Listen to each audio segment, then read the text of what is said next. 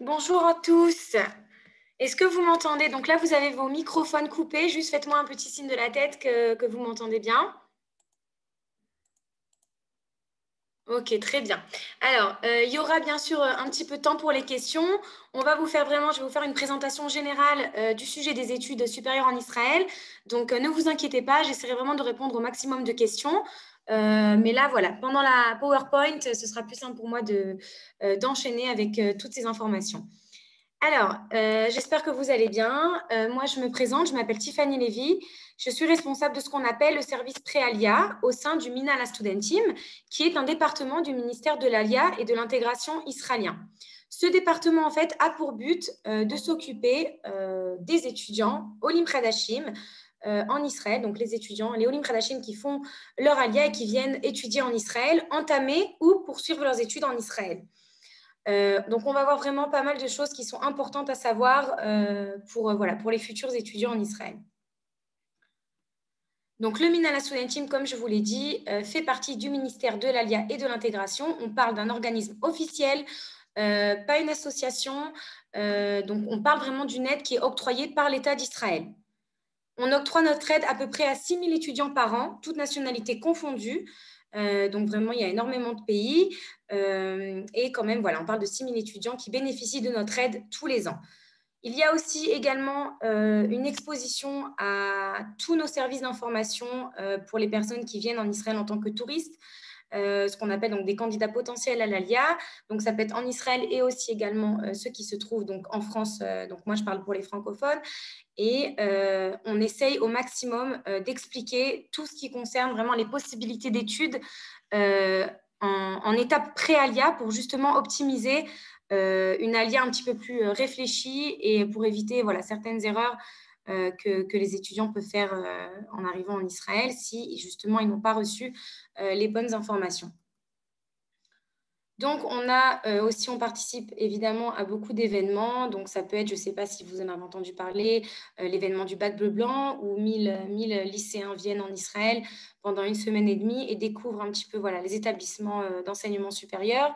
Donc, on les aide vraiment à voilà, réfléchir à leurs études pour une alia potentielle en Israël. On va voir les différents services et aides qui sont accordés par le Minal Studentim. Donc, je les mets tous et on passe un par un. On a d'abord, je ne sais pas, enfin, j'imagine que vous en avez entendu parler, de cette fameuse bourse d'études qui est octroyée donc par le ministère de l'Alia et l'intégration israélien. Donc, c'est une bourse d'études qui va s'octroyer selon la durée officielle des études. Donc, si une personne étudie une licence de 3 ans, ce sera 3 ans d'études payées. Il y a une diapo un peu plus tard dans la PowerPoint qui détaille tous les parcours. Ce qu'il faut savoir, c'est que le maximum qu'on peut donner pour des études, c'est 6 ans, par exemple, pour les études de médecine. Et ça, c'est une nouveauté d'il y a à peu près 3-4 ans. À côté donc de la bourse d'études pour le cursus officiel, on a aussi une prise en charge de certains programmes d'intégration, programmes préacadémiques d'intégration, tels que notre programme qui s'appelle le programme TACA, qui est un programme de 5 mois. On verra en détail un petit peu plus tout à l'heure. Donc ça, c'est en plus de la bourse.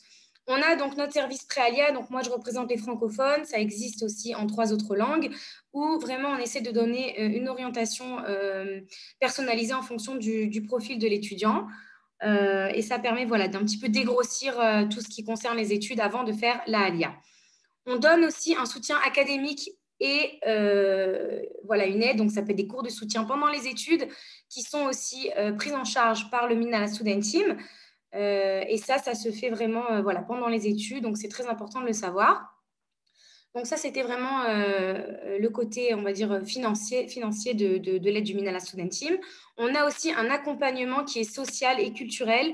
Donc évidemment, bon, maintenant avec le Covid, c'est pas tout à fait ça, mais si on prend une année, on va dire, normale, on a voilà, un système d'activités qui est mis en place pour les étudiants. Donc c'est des rencontres, pas seulement entre francophones, c'est entre tous les nouveaux immigrants, de toute nationalité, et ça permet d'avoir un petit côté,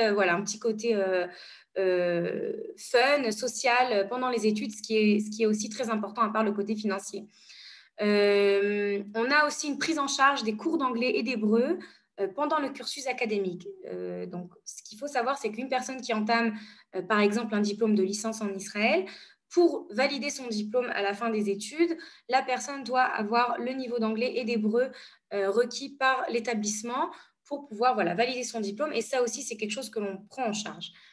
On a une équipe de professionnels, donc ça peut être des assistantes sociales, des psychologues. Les étudiants ne doivent pas avoir honte de demander de l'aide. Ça peut éviter justement de rater des années puis de quitter les études avec un goût amer. Donc, il faut savoir que ça existe et que c'est aussi pris en charge par le Minala Student Team. Et on a une petite nouveauté. Là, elle est réservée aux personnes qui ont déjà fait leur ALIA. C'est ce qu'on appelle un service d'orientation personnalisé pour le choix des études. C'est en fait un institut qui fait un bilan de compétences pour les étudiants qui ne savent pas quoi étudier. Et ça leur permet de vérifier un petit peu leurs aptitudes pour telle et telle filière. Donc ça, c'est l'ensemble des services que l'on donne dans le cadre du Minala Student Team. Donc ça, je vous en ai parlé au début, donc on va vraiment le voir en détail. À quoi correspond donc la bourse d'études du Minala Student Team? Donc si on parle d'une licence de 3 ans, par exemple, pour une licence d'économie, par exemple, ce sera 3 ans d'études payées, pour le droit 3 ans et demi, 4 ans pour les diplômes d'ingénieur, 6 ans, c'est l'aide maximale pour médecine. Architecture, on a un diplôme de licence qui dure 5 ans, ce sera 5 ans d'études. Donc ça, c'est pour les diplômes de licence. Si une personne vient en Israël avec une licence, elle peut bénéficier d'une bourse pour un diplôme de master. Donc, on parle du diplôme au-dessus. Et là, on peut donner jusqu'à 2 ans d'études payées, plus une année de ce qu'on appelle Hashlamot. Ce sont des cours complémentaires. Donc, je vous explique dans quel cas ça peut arriver. Une personne vient avec une licence d'économie et veut intégrer une licence, je ne sais pas vraiment, je dis au hasard, de psychologie. Elle a besoin de faire une remise à niveau. Donc, on peut payer jusqu'à une année de cours complémentaires. Donc, ça fait à peu près 3 ans d'études pour un master. Les critères qui sont requis pour l'obtention d'une bourse d'études. Donc là, on a plusieurs critères qu'il faut prendre en compte, qui sont importants à savoir avant de faire son ALIA. On doit évidemment posséder le statut donc de nouvel immigrant ou citoyen immigrant selon la définition du ministère de l'ALIA et de l'intégration. Ça, évidemment, que l'agent juive, quand vous ouvrez un dossier, ils pourront exactement vous dire votre statut. Donc ça, c'est la première chose, c'est par rapport à l'ALIA. Il faut évidemment avoir fait son ALIA pour bénéficier de la bourse de l'État d'Israël. On a aussi un critère de l'âge. Donc, si une personne vient et veut entamer une licence, elle a jusqu'à 27 ans pour commencer ses études et bénéficier de la bourse. En général, les francophones n'ont pas de problème par rapport à l'âge, mais il faut quand même le savoir pour ne pas se retrouver dans une situation où on peut rater la bourse. Après, évidemment, il y a des exceptions. Si c'est un petit dépassement de l'âge, on peut faire toujours une demande spéciale et ça peut être validé. Pour un master ou une reconversion académique, pas professionnelle, académique, c'est plutôt académique, ce sera jusqu'à l'âge de 30 ans. Okay, donc ça, c'était le deuxième critère de l'âge. On a un troisième critère qui est important, c'est le critère du début des études.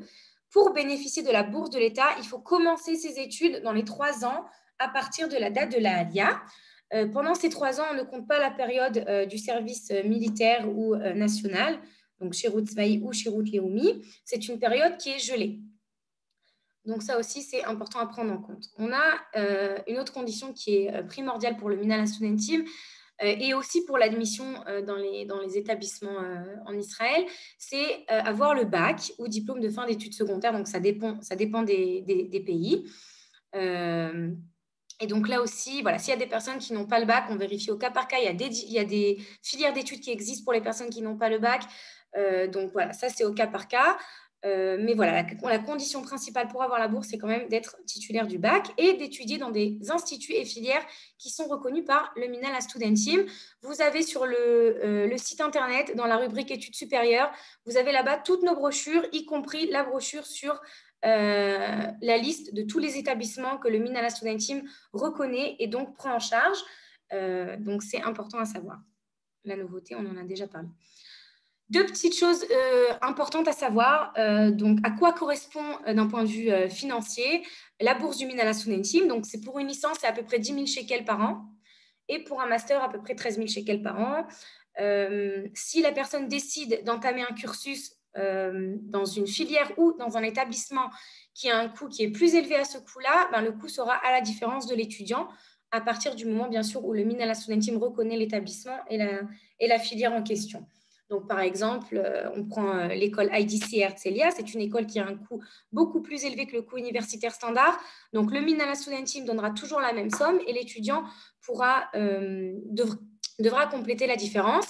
À ce sujet, c'est très important de préciser que si la personne veut vraiment étudier, par exemple, donc à IDC, elle peut toujours demander une bourse supplémentaire à l'école. Donc, ce n'est pas une bourse qui va être contradictoire avec notre bourse, qui est une bourse d'État. Deuxième point important, c'est qu'un étudiant qui est titulaire d'une licence, donc vient avec une licence de France, ne pourra pas bénéficier d'une bourse pour une seconde licence, mais plutôt pour un autre type de diplôme, comme un diplôme de master. Donc, dans quels instituts est-il possible d'étudier et de bénéficier de l'aide du Minala Student Team? Donc, je vous ai mis voilà, les principales universités, avec aussi l'Institut technologique du Ternion. Donc, vous avez l'Université de Tel Aviv, l'Université de Bar-Ilan, l'Université hébraïque de Jérusalem, l'Université de Ben Gurion, donc, dans le Negev, l'Université d'Ariel, voilà, et l'Université ouverte aussi. Et à côté donc, des universités, on a ce qu'on appelle les Mirlalot, donc les collèges académiques, où là, vraiment, vous avez une ambiance d'études un petit peu plus intime et avec en général des conditions d'admission un petit peu plus souples. Mais encore une fois, ce n'est pas une généralité. Il faut vérifier au cas par cas. Mais voilà, ce sont des établissements que le Minala Student Team aussi reconnaît. Et vous avez énormément d'établissements dans cette catégorie. Donc, bon, ça, on en a déjà parlé. Alors, ce qu'il faut savoir, c'est qu'à côté des diplômes classiques comme licence, master, le Minala Student Team prend en charge aussi d'autres diplômes à plus court terme en général.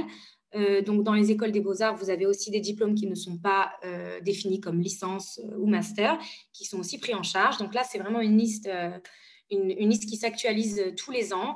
Donc, voilà, c'est à vérifier avec nous si vous avez des doutes sur tel et tel diplôme. On a à côté de ça des instituts technologiques où on va enseigner là-bas ce que moi j'appelle le BTS israélien, ce qu'on appelle en hébreu Handesai, donc c'est technicien supérieur, technicien qualifié, où en fait là on parle d'une catégorie qui reste quand même académique, mais qui répond à une certaine demande du marché du travail israélien. Donc une personne qui n'a pas forcément envie ou qui ne se projette pas dans un diplôme de licence, qui est en général voilà, plus long, peut commencer par ce type de diplôme et après, par la suite aussi, basculer en licence si elle a les notes qui correspondent. Et là aussi, le Minala Student Team peut financer donc ce complètement d'études entre un BTS israélien et puis une licence israélienne dans le domaine, bien sûr, étudié. Donc ça aussi, c'est important à savoir. Et troisième petite catégorie, tout ce qui est institut d'études paramédicales. Donc là, je veux juste dire quelque chose qui est assez nouveau par rapport à tout ce qui est médecine alternative. Le Minala Student Team est en train de faire une sorte de réforme où on essaye vraiment de prendre en charge un peu plus de parcours dans ce domaine-là qui avant vraiment n'était pas du tout reconnu par le Minal. Et donc ça aussi, c'est au cas par cas. Il y a certaines filières qui existent déjà, qui sont déjà reconnues. Donc ça, voilà, c'est pour tout ce qui est médecine alternative. Et après, on a d'autres diplômes, comme par exemple donc dans la catégorie donc, des études d'infirmière. On a le diplôme classique de licence, donc qui est un diplôme voilà, classique de licence d'infirmière, 100% académique. Et on a un diplôme un peu plus court, donc de 3 ans, aussi dans le domaine pour être infirmière. Mais ce n'est pas reconnu d'un point de vue académique, mais c'est quelque chose qui est pris en charge par le Minal Student Team. Alors, la petite étoile en dessous, ça ne concerne pas vraiment le Minala Student Team, mais là où on intervient, c'est qu'une personne qui souhaite faire une formation professionnelle, par exemple dans le domaine de l'esthétique, et qu'après a envie de faire une reconversion et veut entamer des études de droit, par exemple, je sais que c'est un peu, voilà, vraiment très... c'est 2 domaines totalement différents, mais voilà, les choses sont dynamiques et ça peut arriver. Du coup, l'étudiant peut bénéficier donc de la bourse pour cette aide financière pour une formation professionnelle. Donc ça, c'est le département professionnel du ministère de l'Alliance et de l'Intégration. Et par la suite, bénéficier du Minala Student Team d'une bourse pour un cursus de licence. Donc ça, c'est important à savoir.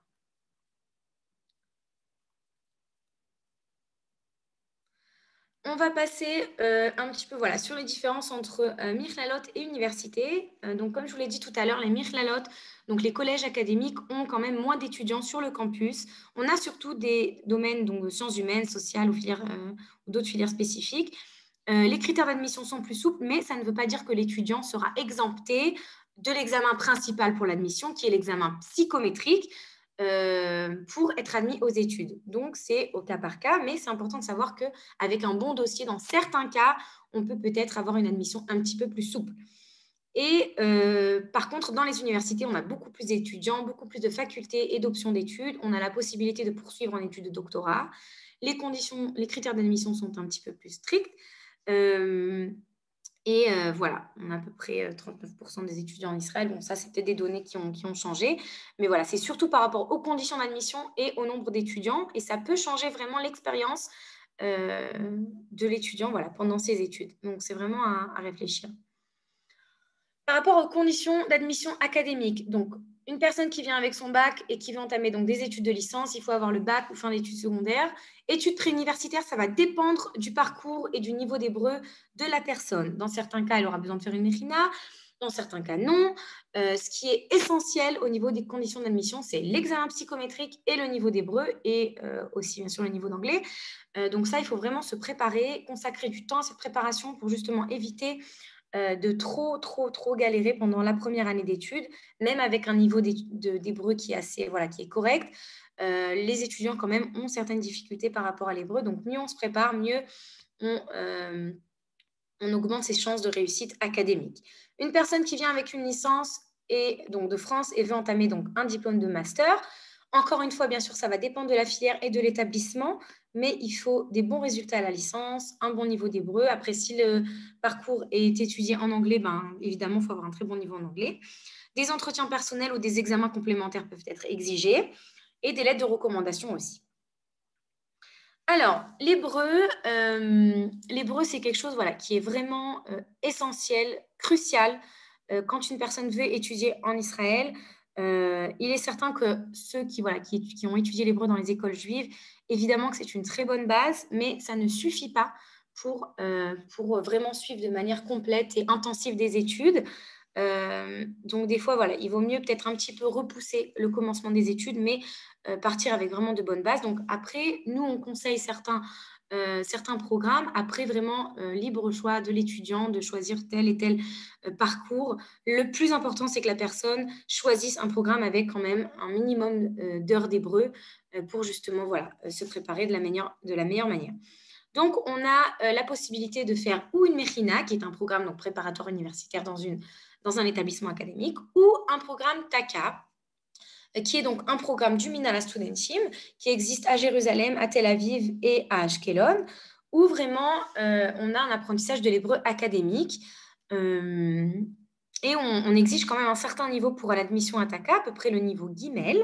Si les personnes n'ont pas ce niveau, on leur conseille donc de faire l'étape 1, qui est un ulpan, et après enchaîner avec TACA et un ulpan d'été du Minala Studentim, qui est aussi donc TACA et l'ulpan d'été sont en fait les deux sont des programmes qui sont pris en charge par le Minala Studentim, en plus des études. Et après, voilà, la personne peut en général commencer les études. Après, évidemment que par rapport au parcours, il y a l'armée, tout ça à prendre en compte. Donc ça, c'est en fonction de chaque personne de décider quand est-ce que c'est mieux de faire ce programme. C'est vrai que quand on arrive en Israël, on est quand même obligé de passer par la case hébreu.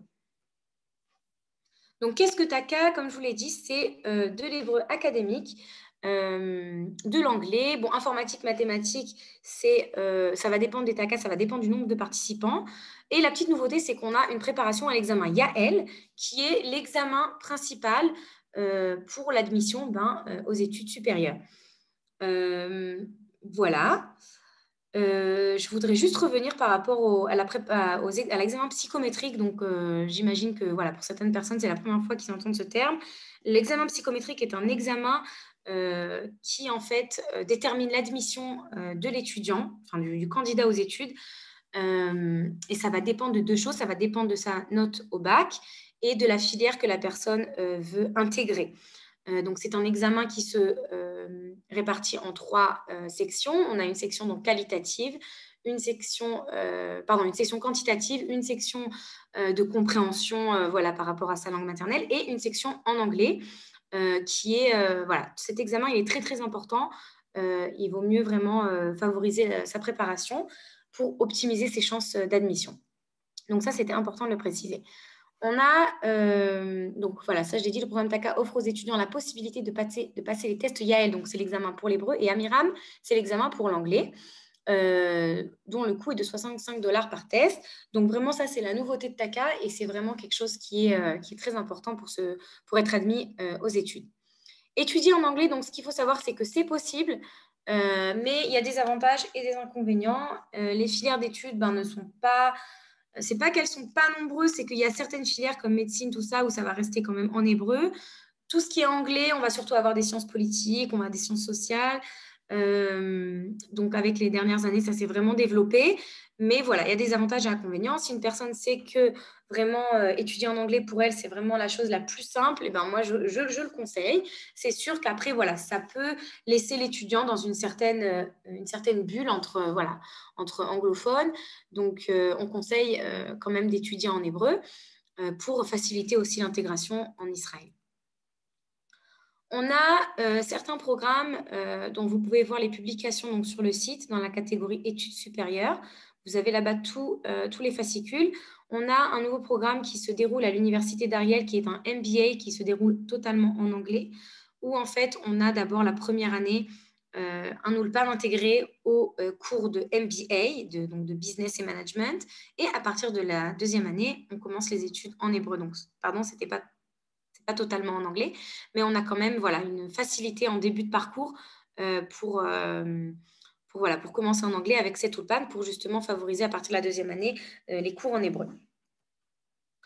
Donc voilà, ça c'est le flyer, vous pouvez le voir plus tard. On a à peu près le même principe pour le domaine du tourisme et management au collège académique de Kinneret, donc qui est en coopération avec l'agent Juive et le Minala Student Team. Donc c'est le même principe. On commence avec une année en anglais et après, on commence les études en hébreu.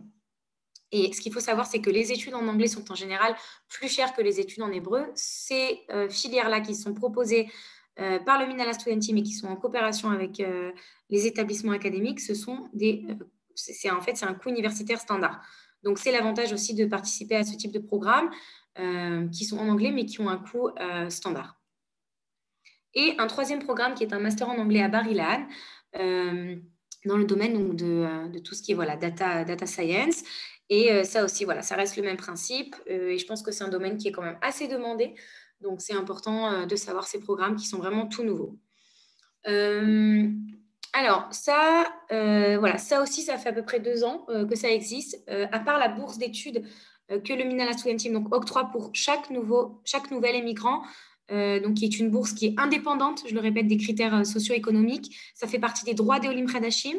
On a quelque chose de supplémentaire, mais là, pour le coup, c'est réservé à certaines personnes. Et là, c'est vraiment sous dossier économique. C'est une bourse supplémentaire qui peut être octroyée, qui correspond à 10 800 shekels par an, en plus de la bourse pour les frais de scolarité qui est octroyée donc, par le Minal.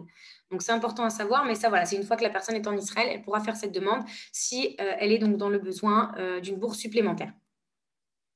Orientation professionnelle et le choix pour les études, on l'a vu tout à l'heure. Vous pourrez tranquillement regarder le flyer qui est censé être sur le site. S'il n'y est pas, vous pouvez m'envoyer un mail et je vous l'enverrai avec plaisir. Dernier petit point qu'il faut savoir, c'est qu'une personne qui donc bénéficie de la bourse du Minala Student Team doit faire ce qu'on appelle son service social communautaire, Shahak, pour bénéficier de la fin de la bourse.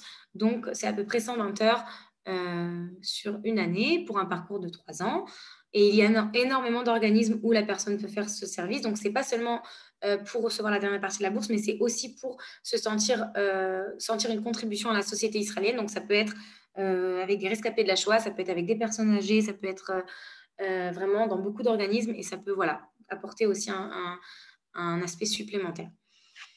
Alors, avant de terminer, de vous donner mes coordonnées, j'espère qu'on aura à peu près, à peu près 10-15 minutes pour les questions. Des petits conseils que je donne avant de venir en Israël et d'entamer les études. Nous contacter vraiment avant de prendre une décision concernant vos études parce que des fois, on reçoit beaucoup d'informations et c'est bien de faire le tri et puis de voir justement ce qui est adapté par rapport à ce qu'on veut faire en Israël. Apporter les documents originaux, donc surtout le bac pour bénéficier après de la bourse. Il faudra présenter votre bac. Important d'avoir un bon niveau d'hébreu avant de commencer vos études. Ça, on ne va pas y revenir, je vous l'ai expliqué. La bourse d'études, donc, comme je vous l'ai dit, ça fait partie de vos droits, mais elle n'est pas accordée automatiquement. C'est-à-dire qu'il y a une procédure administrative à faire et ouvrir un dossier étudiant au Minala Studentim. Donc, c'est une demande de bourse qui se renouvelle chaque année et il faut transférer les documents demandés. On conseille aussi, mais ça, c'est vraiment en fonction de la personne, de s'inscrire dans plusieurs établissements académiques afin d'optimiser les chances d'admission.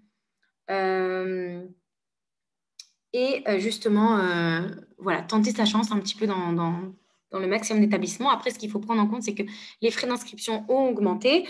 Donc, voilà, ce n'est pas forcément conseillé de s'inscrire non plus dans 10 établissements, mais voilà, ça peut aider. Évidemment, et alors là, c'est très important parce que je sais que certaines personnes attendent un peu la dernière minute. Il faut arriver quelques jours avant le début du programme pour justement se préparer au niveau, je ne sais pas, voilà, de l'aménagement dans les sites universitaires, si c'est dans un appartement, si c'est pour s'organiser au niveau de la bureaucratie. Donc, vraiment, n'attendez pas le jour J vraiment pour venir et prendre en compte les frais supplémentaires. Donc, quand on parle de la prise en charge des études, évidemment qu'on parle du coût académique, on ne parle pas du logement, des frais d'inscription, frais personnels, tout ça, c'est la charge de l'étudiant. Donc, voilà, il faut aussi se préparer par rapport à ça. Donc, vraiment, n'hésitez pas à nous contacter, à me contacter par mail. On est vraiment là pour vous aider, pour vous orienter. Ce n'est pas forcément facile, surtout pendant cette période de réfléchir voilà, à toutes les possibilités, de faire les meilleurs choix. Donc, on est là vraiment. Voilà, vous avez mon email et mon téléphone. Je conseille quand même plutôt de m'envoyer un email. Et après, si la personne souhaite fixer une conversation téléphonique, c'est tout à fait possible. Mais voilà, le mail, c'est sûr que c'est plus pratique pendant cette période. Donc, voilà, et donc maintenant, on va débloquer les microphones pour vous permettre de poser vos questions.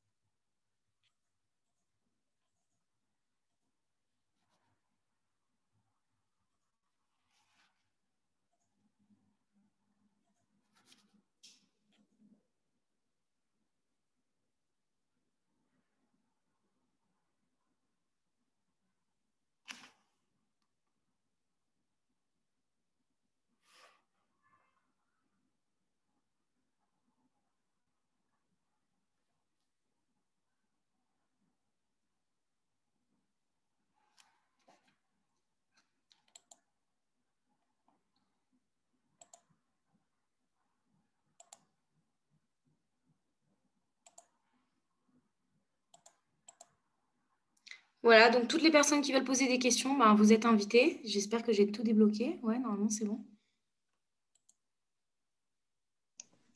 Tiffany? Oui. Bonjour. Ah, vous nous entendez? Ouais, je vous entends, super. Super. Alors, j'ai juste une question, moi. Oui. Moi, je viens de... L'écran est marqué Ariel, je m'appelle Sarah.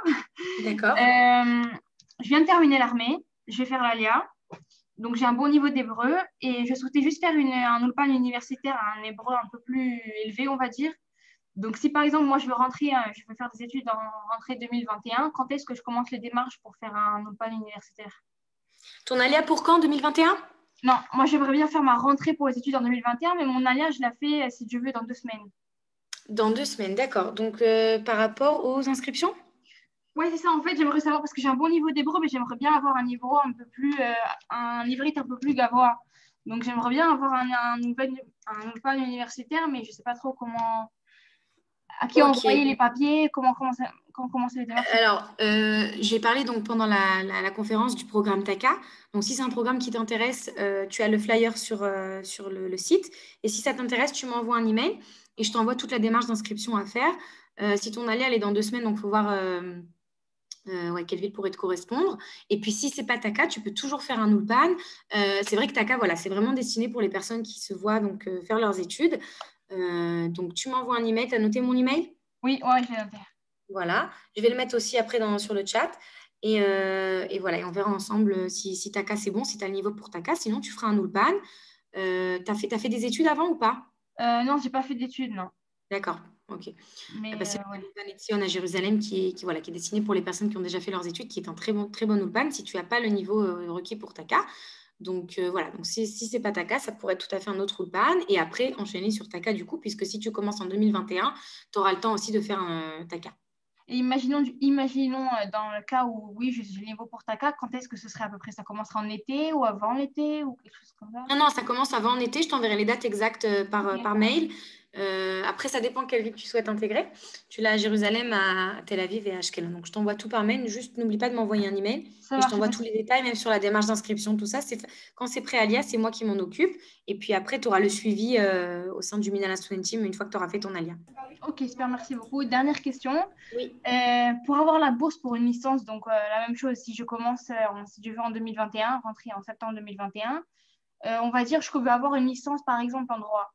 Euh, pour avoir la démarche pour avoir la bourse. C'est aussi s'y prendre avant Voilà, l'été. c'est ce que j'ai expliqué. La bourse, ça fait partie de vos droits si vous correspondez donc aux critères dont j'ai parlé en début de conférence.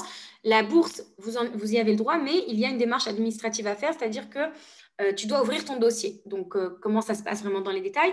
C'est pas compliqué. Tu fais ton alia, tu reçois ta Théoda Tollé et tu demandes tout simplement au ministère d'Aquitaine un mot de passe. Et l'ouverture du dossier, d'abord, elle se fait en ligne. Et après, tu es convoqué pour ce qu'on appelle certifier tous tes originaux. Mais la première démarche, d'abord, il faut que tu sois admise aux études, bien sûr, que tu nous présentes, que tu fasses ton alia, ton mot de passe, et après, tu envoies tous tes documents. Donc, la première étape, tout est en ligne. Donc, oui, évidemment qu'il y a une démarche et il y a des dates à respecter. Donc, évidemment, ne pas attendre la dernière minute. Ok, ça C'est à peu marche, près merci vers beaucoup. octobre-novembre. Okay. Super, ça marche. Merci, merci Tiffany. De rien. Une autre question?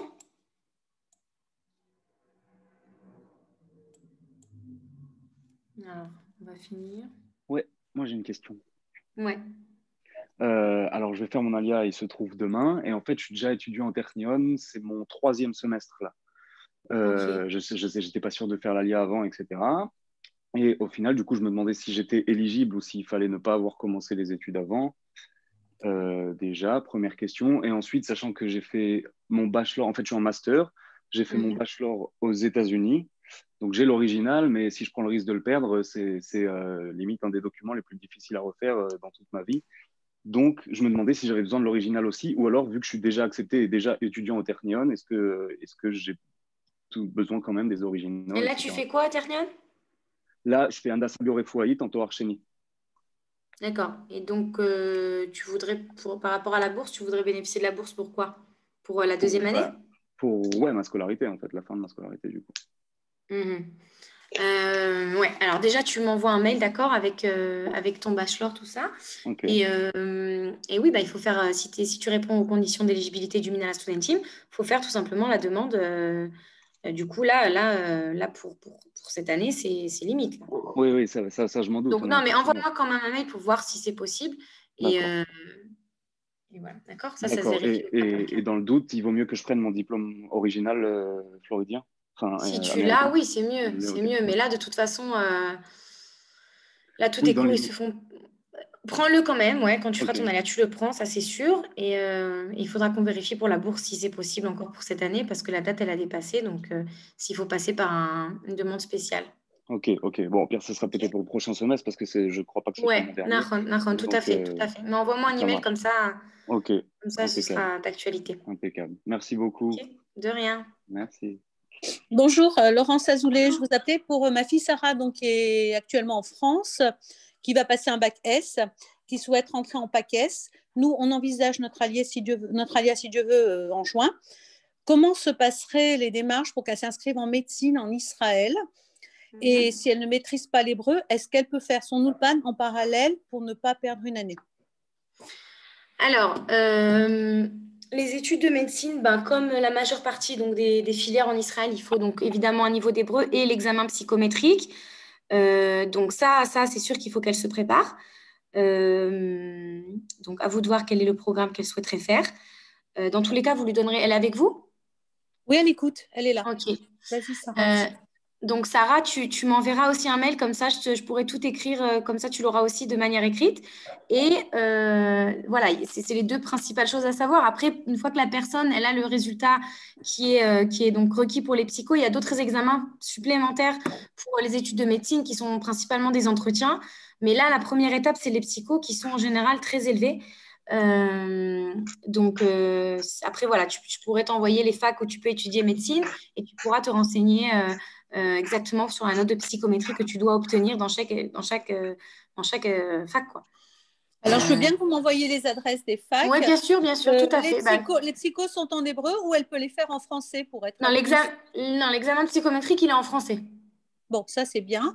Et donc, après, on l'oriente vers une faculté de médecine. Voilà, la si première elle est étape. reçue.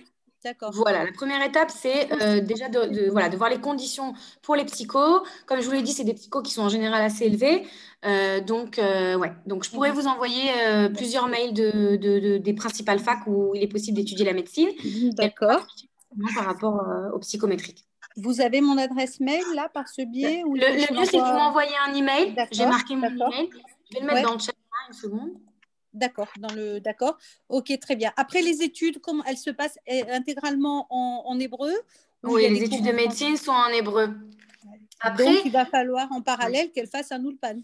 Alors, en parallèle, c'est un petit peu compliqué.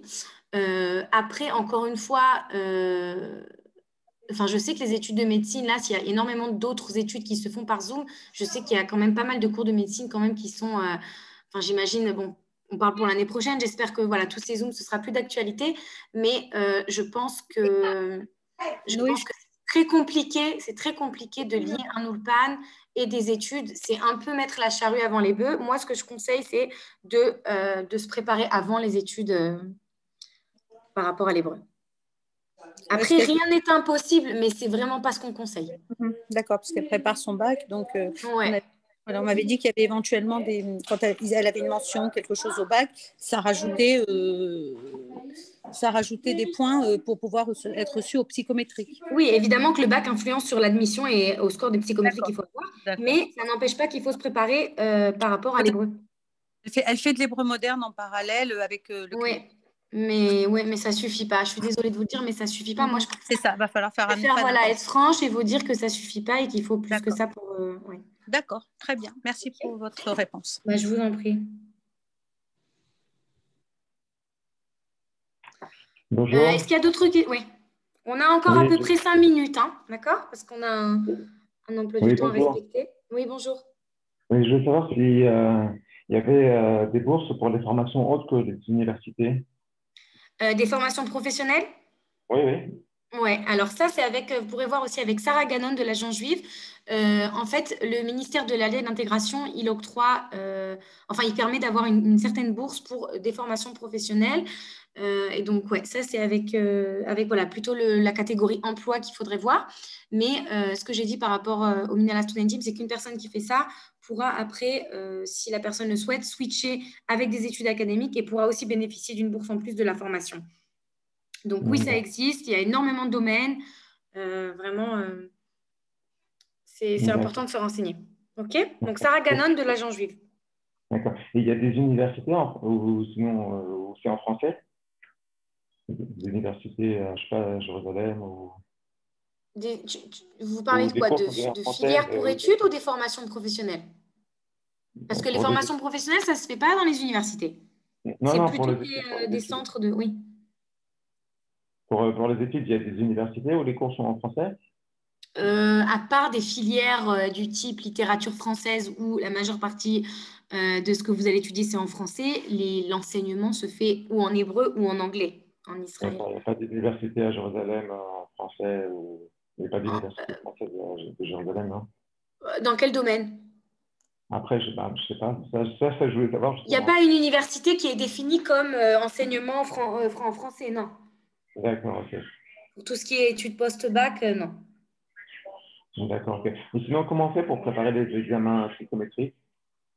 Alors, les examens psychométriques, en fait, tu choisis une société ça dépend, tu peux passer aussi, tu as aussi des programmes à ça où ils peuvent te préparer aux examens psychométriques. Mais si, par exemple, tu décides de faire ton ALIA et puis tu veux te préparer de manière indépendante, tu choisis une société de formation, de préparation, et puis tu te prépares. pour tes psychos. Donc voilà, tu as plusieurs sociétés qui préparent à ça en Israël. Et tu peux peut-être voir D'accord, mais aussi là en France comment ça se passe. il y a pas sur Internet des exercices d'entraînement ou Oui, quoi? tu peux trouver sur Internet. Bien sûr, tu peux trouver, mais c'est quand même conseillé voilà, d'avoir quelque chose qui est plus organisé, qui te prépare vraiment à l'examen, parce que c'est un examen voilà, qui est différent un peu de ce qu'on a l'habitude d'apprendre pendant le bac, tout ça. Donc, tu peux te renseigner aussi avec l'agent juif s'ils ont des choses là qui sont organisées en France par rapport au psychométrique. D'accord. Ok, une dernière question, s'il te plaît. Il y Oui. a le Zoom, le lien du Zoom au début, fonctionnait pas quoi. En fin de compte, moi j'ai raté le début. Je veux savoir, je peux revoir ça, je peux avoir le player, sinon. Alors normalement, ils vont enregistrer la conférence, donc peut-être que tu pourras après la voir. Mais si tu as d'autres questions, je suis disponible. Et tu as aussi Ouais, j'ai pas mal. C'est bon, ouais. toutes les brochures qui sont sur les études. Mais vraiment, n'hésite pas à me contacter par mail si tu as d'autres questions. Mais normalement, ils vont ils ont enregistré la conférence, donc tu pourras peut-être la visualiser plus tard. Sur le site de l'agent juif ou sur Facebook. Bonjour à tous, elle sera visualisable dans l'heure qui suit. Donc, alors vous pourrez rentrer dans le même lien et trouver la conférence enregistrée. Ah, ok, super. Merci beaucoup. De rien. Bonne journée. Bonne journée. Bonjour. Ouais, alors ce sera la dernière question, hein, parce qu'on doit terminer à 45. Vous m'entendez? Désolée. Oui, j'entends. Oui, excusez-moi. Alors, une question. Est-ce que vous pourriez nous faire un tout petit laïus d'une minute sur les points? Excusez-moi, moi aussi j'ai besoin de poser une question. Je pourrais la poser? Ouais, mais alors faites très très vite. Ok. Alors, je commence. Laïus sur les programmes Massa, s'il vous plaît. Parce que je vois. Alors, les programmes Massa, c'est pas moi. Vous pouvez parler avec Lorraine Wiesmann pour les programmes Massa. Elle se trouve aussi sur les représentants de ce salon. D'accord. Donc, c'est concernant les formations professionnelles. Moi, je vise deux domaines, l'informatique ou l'électricité. Alors, en ce qui concerne l'informatique. Avec Sarah Gannon. Alors, l'informatique, c'est concernant le. Attendez, laisse-moi finir. L'informatique, c'est concernant le hardware. Ce serait donc, par exemple, le montage de setup d'ordinateur, par exemple, ou en autre, ou la vente, ou l'aide commerciale, enfin, tout ce qui est domaine du hardware, des pièces informatiques. Et en électricité, ce serait faire une formation, parce que je n'ai pas le niveau. En informatique, je peux m'adapter, apprendre sur le tas, parce que je sais déjà. En électricité, ce serait concernant les énergies renouvelables. Je crois qu'Israël commence aussi à attraper la France, ou même à dépasser certains pays, même la France, dans ce domaine. Donc, ça m'intéresserait de travailler en électricité, mais ce qui concerne le volet énergie, voilà, tout ce qui est production d'énergie privée, plutôt privée que publique. Ouais. Ok, alors si c'est dans la catégorie d'une formation professionnelle, vous devez contacter Sarah Gannon. Moi, je m'occupe des études. Voilà, tout à fait. Moi, je m'occupe de tout ce qui est études académiques. Elle est où, Sarah Gannon? Elle est dans la liste. Elle est dans la liste des représentants sur le site. D'accord, attendez, je vais regarder. Représentant, Sarah Gannon. Parce que je crois que je n'ai pas pris rendez-vous avec Sarah Gannon. Sarah Gannon Brahmi, d'accord. Conseillère emploi. Ok. Ok. Bon, bah, je vous souhaite Be'atzlacha à tout le monde. Il n'a et plus on de va créneau finir la disponible. réunion. Eh ben, bonne journée. Bonne journée, au revoir. Merci. Merci. Merci.